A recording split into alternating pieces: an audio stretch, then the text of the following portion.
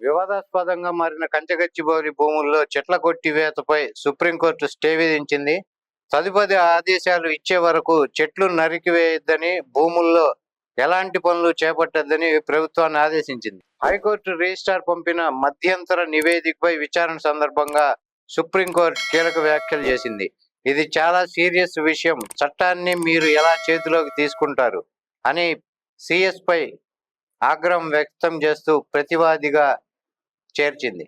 కంచె భూముల్లో చెట్ల నరికివేతపై స్టే విధిస్తూ సుప్రీంకోర్టు ఈ చెట్ల కొట్టివేతను మేము సుమోటాగా చేపట్టాము. హైకోర్టు రిజిస్ట్రార్ స్పాట్కు వెళ్లి రిపోర్టు ఇచ్చిన మీదట అటవీ ప్రాంతంలో చెట్లు ఎందుకు తొలగించారు, 100 ఎకరాలు ధ్వంసం చేసినట్టు నివేదిక వచ్చింది, ఇంత హడావడిగా ఎందుకు చేపట్టారు, దీనిలో మనకి ఫారెస్ట్ డిపార్ట్మెంట్ నుంచి ఏదైనా అనుమతులు తీసుకున్నారా అని హైకోర్టు ప్రశ్నించింది.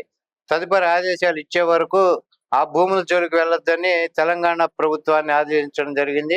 అయితే ఈ నెల 16లోగా నివేదిక ఇవ్వాలని తెలంగాణ ప్రభుత్వాన్ని ఆదేశించడం జరిగింది.